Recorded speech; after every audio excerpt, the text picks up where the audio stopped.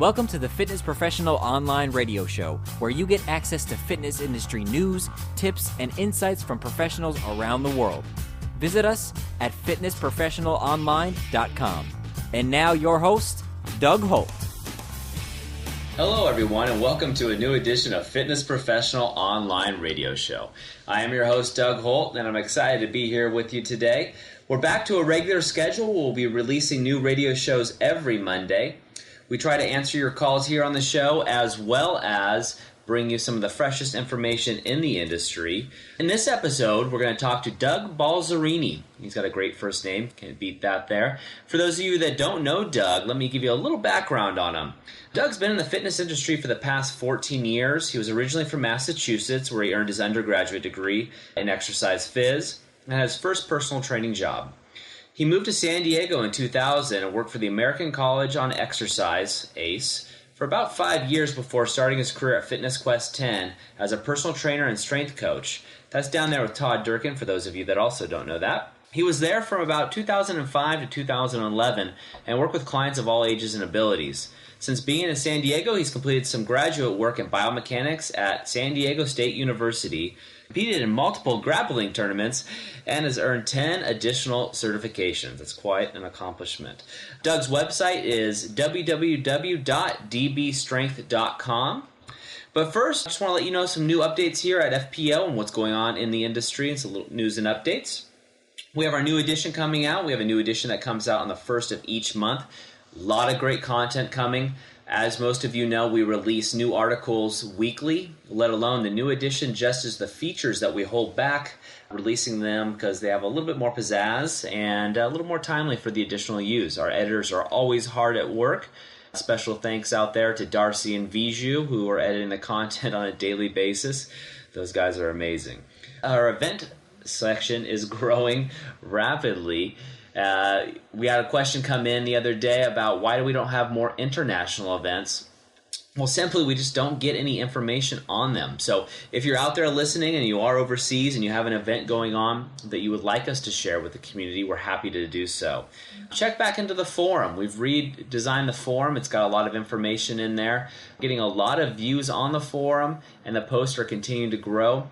There are a lot of private forums on there, so if you are having problems getting into a private forum that you have been approved for, please send an email to the team here at info@fitnessprofessionalonline.com and we'll help you out with that. And I am sorry that all our mastermind groups are closed. We will have a new mastermind group scheduled to start in mid-October. So if you're interested in finding out more information on that one, please contact our Queen of Operations, Darcy Curry. And that's at darcy@fitnessprofessionalonline.com. Well, with that, I want to jump right into it. So let's go ahead and queue up the call with Doug. So, Doug, give us a little background on how you got into the fitness industry and, in particular, how you started DBStrength. Absolutely. First, thanks for having me, Doug. I appreciate it. Fitness, it's really been something that I've been involved in my whole life. You know, since I was growing up, I was playing soccer as soon as I could walk. So it was just a lifestyle that I always had, and it was always instilled with me since I was a little kid. Grew up on the East Coast. When I moved out west to San Diego, it's just it's an area that's beautiful with the beaches and the sunshine year round. So just have to get outside and be active and move. And so I've just always been active and involved in fitness in some way. I got a job. My undergrad degree is in exercise science. So it's something that's always been a passion of mine. And then I worked at ACE, a certification company that I'm sure most people are familiar with, for about 5 years when I moved out west. And that's how I met Todd Durkin, the owner of Fitness Quest 10. And I worked there for almost the past 7 years, 6.5 years. I actually left there about a year ago. And while I was there, I started a little side project called DBStrength. So it's about 2.5 years old. However, it's really just been in the past year that it's really starting to take shape, and I've been able to focus my time and energy on it. And really, DBStrength is my company. There's no brick and mortar structure. It's me as far as offering some personal training and some group training and some boot camp services to clients in the area. But it's also has an educational wing, if you will, where I have a blog and I do some writing and some videos. And I have another video coming out, if I can give a quick shameless plug, at the end of the year. So I'm working on some educational products there. I'm doing a little bit more speaking this year and hope to do even more next year. And then I have some distance learning opportunities on the site as well. So there's a lot of small projects going on, which which may be good and bad just because I don't focus my time completely in one area, but it's the way my brain works and it's what I like doing. Yeah, I think it's a lot of us. And I got to tell everybody else that's listening, I saw Doug speak at URSA, and he did a great job. So if you see him on the list, he's a must-attend speaking event. And with that said, I obviously know a little bit more about your background and such, so I can lead this a little bit more. But you've had some, I guess, more recently, you've got more into mixed martial art training. Is that right? Correct. Yeah. Well, I've been involved for about 5 years, but maybe thankfully with the success of some of my athletes, it's my notoriety's grown a little bit recently. But yeah, it's something I've been involved in for a few years. Like you said, yeah. How I got involved is actually through Fitness Quest. Kind of a cool story. I got certified to be a trainer for TRX, suspension trainer, years ago. And they started to sponsor athletes. And their first sponsored professional athlete was a fighter, UFC fighter named Brandon Vera. And so they wanted, and he lives in San Diego, they wanted a TRX instructor to work with him. And lucky for me, I was one of them. And when I knew that they were looking for someone, I jumped at the chance. So Brandon was my first, and which was a great opportunity because he was a high-level pro athlete at the time. And so since then, that was about almost 5 years ago, he's a co-owner of a gym here in town. And through that relationship, I started to work with the whole fight team. And so I'm the head strength coach for that whole fight team now, where I work with, in a week, I'll work with 15 to 20 different pro fighters. So it's become a great opportunity. Yeah. And what's the name of that club? The Alliance Training Center, it's called. They're located in Chula Vista, which is down South San Diego. Absolutely. Might as well give them a little plug too, especially if you're out there doing it with them. And so was that the reason you got involved with mixed martial arts and it kind of picked up from there, or is it something you were kind of interested in training beforehand? Yeah, I was interested on a fan level. I watched the pay-per-views and all that, and it's a sport that's started to grow, and it's just been booming. It's the fastest growing sport in the country right now. So I was a fan first, and then, when I knew I had the opportunity to work with Brandon, I jumped at that chance. I had done a little MMA training myself, done some grappling, some jiu-jitsu and things, but nothing major. So once I started to work with him and just saw the kind of work ethic that he had, and then subsequently the work ethic that these other athletes had, I got more involved and fell more in love with it. And both on a personal level, just training myself, but just working with these guys, and just did everything I could do in terms of education, attending workshops, getting some MMA specific certifications, reading books and getting DVDs and things like that, and reaching out to other strength coaches that were already in the field. And those things I mentioned, when people ask me, I get some new trainers that reach out to me and want to get more involved in a certain discipline, if you will, or follow a certain track or get a niche in the field. Those are the things I always tell them, reach out to people that have already done it, or do what you want to do and grill them with questions and things like that, befriend them. But the education, I think, is key. So like I said, attend workshops either online or in person, get some books, watch DVDs, whatever you can do, just submerge yourself in it. And that's what I did, and it's working out pretty well. Absolutely. Well, you're proof of it. Hard work and education. You're making it happen, man. That's great. So, obviously it's a part of your business, but it's not everything. Who do you consider to be your target market, your target customer? Good question. I kind of, if you look at my week's worth of work, it's really split in a couple of different ways. As far as clients go, at the end of the day, it's still the general population clients that pay my bills. I'd probably see 15 to 20 hours of general pop, if you will, clients a week. And then I have my MMA athletes that I train here locally. So as far as my target market for training, it's pretty split. I do a couple days a week, the pro team down there at Alliance. I have, like I said, about 15 to 20 hours a week of actual hands-on with clients, general pop clients. And then the other target market, if you will, would maybe just be trainers and coaches through my educational products. Or I don't really have products, but just educational articles, I should say, and videos that I post and things on my blog and on my website. So no products yet. Yeah, coming soon. Yeah, maybe after this. Right. We'll be banging on your door, as they should.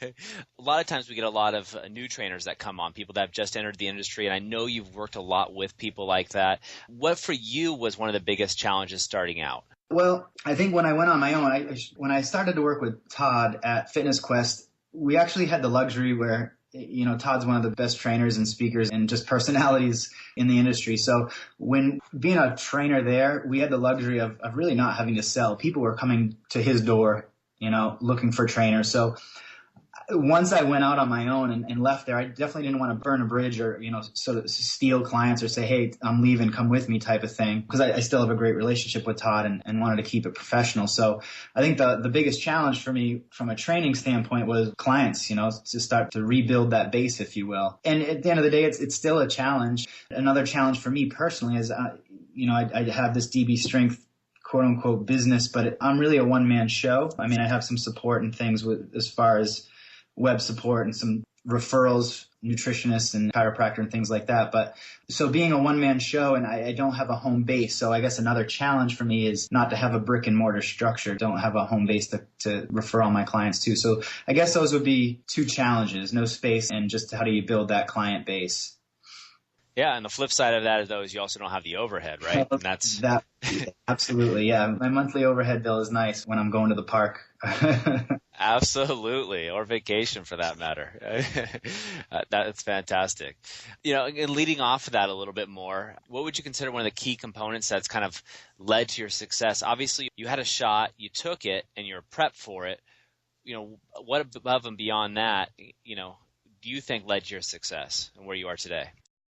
I would say, in a word, it's results. And what I mean by that is when we're a relationship business, I like to say. So when I'm working with a client, I want them to reach their goals. And I think that's what it's all about. So if I can help them reach their goals, i.e. get them results that they want, then I think that's going to lead to their success, which in turn leads to my success. Because if you can build that relationship and build that trust and have that connection with that client and help them reach their goals, they're going to be talking about you with their friends, their family, their coworkers. I love the quote. I don't know where I first heard it, but clients are your best business card. And if you can help a client, reach their goals and like I said at the beginning, get the results that they want, then the rest kind of takes care of itself. And that's really how it's happened for me. I don't put any outward marketing in there. I have a limited budget as far as that goes, but I use the wonderful world of social media with Twitter and Facebook and all that for articles and things like that. So I think just like I said at the beginning, if you can get clients where they want to be, then the rest kind of takes care of itself, and that's how it's worked out for me.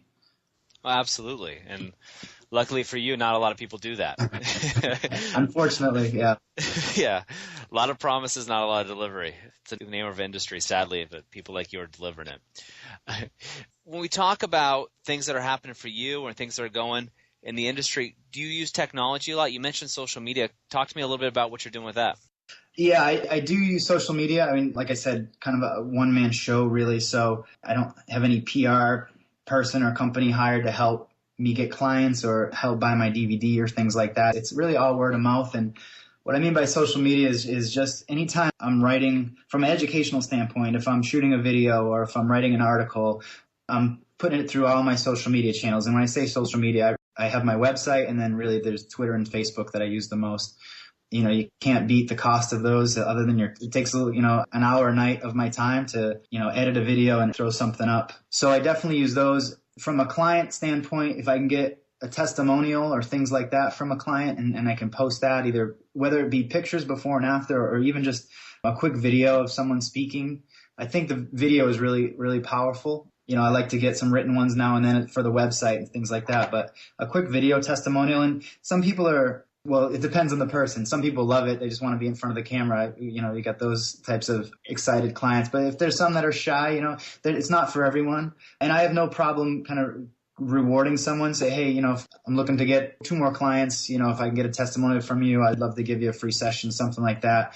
Reward them because, they're going to pay you back with that testimonial, which is powerful for the prospective client. Absolutely. Are you just shooting those with your camera phone, or are you it's actually an HD camera? What are you doing with that? Yeah, I have a little Kodak camera that I use. I started out with just my phone, then I went to a flip, and then I've upgraded, if you will, to spend a couple $100 on a little handheld camera that, plugs right into iMovie, and I do a quick little edit, and it's good to go. So it was all kind of learned by doing, and believe me, if I could figure it out, then anyone listening could figure it out. That's the way I feel about a lot of things. Technologically savvy, yeah. You seem to pull it off, though, man. It's impressive. I know we talked about this. You're doing some diversify. You've done a little bit of online training. You're doing obviously growing your personal business. Where do you see yourself dedicating your time moving forward the next 6 months to a year? Definitely a little more on the educational side of things. I think I always I say always, I don't ever see me not wanting to train some people. I kind of always want to keep my foot in the trenches, if you will. I love doing that. People ask me, who I like training better, the rough and tough professional athlete or the 50-year-old housewife. And I don't have an answer. I love both, and I love them for similar reasons. It's when they come in the door and they have a smile on their face, whether it's because the fighter just won his fight and, he thanks me for the training, or if it's the housewife who had to buy new pants because, she lost a couple pounds and that was her goal. So I love both aspects of that. So I always want to keep my foot in the trenches, so to speak. But I think I definitely want to get a little bit more into the educational side. And I think I mentioned it briefly, but present a little bit more, do a little bit more speaking on some of the circuits out there, just so I can share some of my experiences and hopefully help some new trainers and just point them in the right direction and give them some resources to help them be successful. Absolutely. I hope you do that, man. You have a lot of great information to share. And so I hope that comes about. In going about that, Doug, and we've talked a number of times about different things, and in hearing you speak, you have a particular view with the article, especially that Megan wrote that was on Fitness Professional Online. Where do you see the educational industry going, or where do you see education going in our industry? Probably going to do, like every other industry, continuing a little trend online, I would assume. And I'm still kind of up in the air. I think it's good and bad. I mean, it's good for the convenience, of course. And as far as like online training, I do a bit of it on my site. It's not something I actively market. I have a couple of clients that I work with online that are actually overseas. So obviously that helps, makes it easy. So it's great for them. I think it's only good if your client is accountable and motivated. And at the end of the day, I like to say that this is personal training I'm referring to is a hands-on business. I think there's something to be said for that eye-to-eye contact, that interaction, that in-person interaction. Everything's going online. If I want to talk to my girlfriend around the room, I send her a text. I'm tired of the texting and the phones and everything, especially people driving everywhere, and it's just horrible. So that being said, I think from a convenience sake, and if those clients are going to be motivated and accountable, then I think that then there's some great value in there. Like I said, I have a couple overseas clients that I work with, and I have to stay on them. There's a lot of interaction back and forth via Skype like we're doing now, or via even emails, just where they have to fill out their logs to me and send them back on a weekly basis so I can help keep them accountable. Whenever I meet a new client, we go through a goal sheet and just the health history and all that. And I always ask them why they're coming to me or why they're looking for a trainer. And those two words, accountable and motivation, are two of the most popular reasons I get. They need someone to help hold them accountable, because if you're not there, they're not going to do it. And they need someone to help motivate them, and educate them to an extent as well, because they don't know what they're doing, or there's so much misinformation out there that they're confused by it all. And I don't blame them, because there is so much information out there. So I guess that's one kind of long answer, is that continued trend online. And I kind of touched on some pros and cons. I think from a training standpoint, I think it'll continue. I think it kind of it started in the last few years, but just more group training. I do some more of it as well. I still do some one-on-one training. There's some people out there that just offer group training, and I think it has a lot of benefits. Financially, it's more beneficial for the trainer, more beneficial for the client. And there's always a kind of a fun competition when there's a group. There's more camaraderie. They kind of push each other. If you're going to go train with, say 2 of your buddies, and you're just having a down day and just kind of feeling sluggish and slow, and you show up and your 2 buddies are working hard, it just instinctually, you're going to start to push yourself a little bit more. So it has that fun, like I say, friendly competition. And I teach a boot camp a couple days a week, and there's never not a time when those people aren't smiling, having fun. And these people didn't know each other a couple months ago. So it just helps build that friendship. And it's that interactions, which is great. It gets us away from like I mentioned before, away from the cell phones and the technology, and just gets us out, gets us moving. So I think more group training, there's so many popular group training services out there nowadays with the CrossFit and boot camp and Zumba and spinning and you name it. So, I'm not particular to one or another. They all beat sitting on the couch eating bonbons. So if it's going to get people up and going, then I'm all for it. Absolutely. Next time I'm in San Diego, I'm definitely going to try to swing by one of your group sessions, as long as you don't armbar Heck me. Yeah, absolutely. I want to get that promise first, though. That's awesome, man. You got so much going on. I'm so happy for you. What else am I missing? I mean, what else is going on with you, and what else do you want everybody else to know? So much.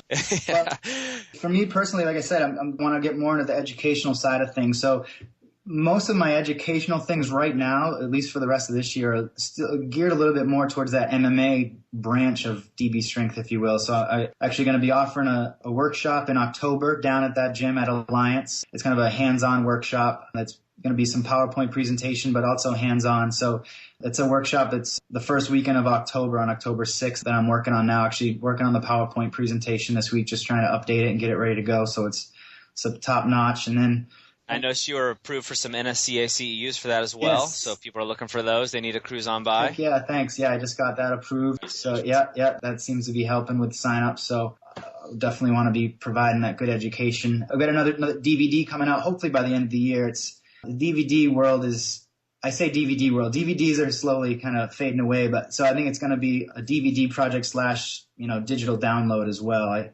just got some editing to do, which seems to be taking longer than the actual filming does. I know the feeling, man. And that's how it goes, right?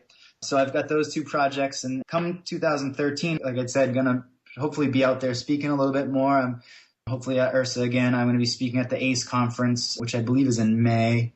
And then some more online projects. We'll probably shift more towards just the digital download things, PDFs, some ebooks and things like that. More educational and more geared towards trainers, not just MMA specifically, but just personal training in general. So a lot of things on the horizon. I'm really excited. Yeah, you should be. I don't know, you have a clone or you just don't sleep? I'm not sure yet, but you got a lot going on. Caffeine. It's my friend too. Yeah. So for those of you listening, Doug's link will be in the show notes, dbstrength.com. Check it out. If you're around, listen to this. If you can get to the San Diego area, you can't beat a better venue. Go stop by a seminar, get some CE units, or just get the education. And if you can't make it there, if you're listening to this around the seas, we've got a lot of people listening to this all over the world. Pick up the DVD, get it now. And it sounds like in the future there'll be another one coming out. So get this one and move forward. Is that about right? You got it. Thank you so much. I appreciate it. No, thank you. You're doing a great job. And thanks so much for being on the show today, Doug.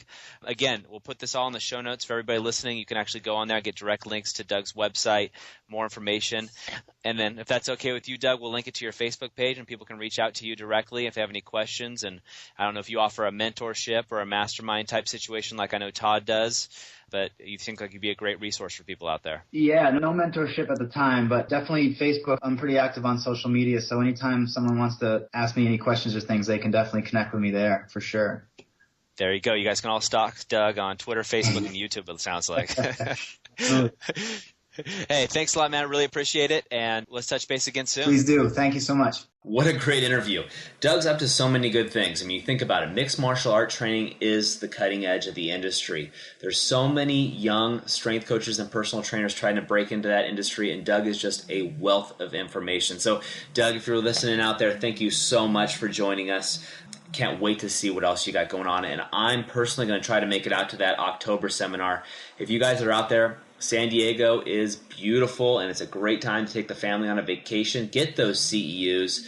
0.4, I believe, with the NSCA. I'm sure Doug's got some other things in the mix, but just a great individual to connect with and a leader in our industry. So I really highly recommend checking that out.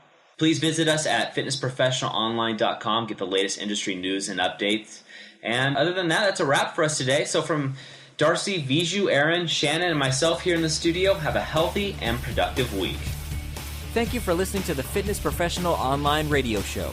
You can share your thoughts and join the discussion on this episode by going to our website or on facebook.com/fitproonline. Let us know what you'd like to hear on future shows. And please feel free to contact us via email or give us a call at 805-500-6893. We look forward to hearing from you.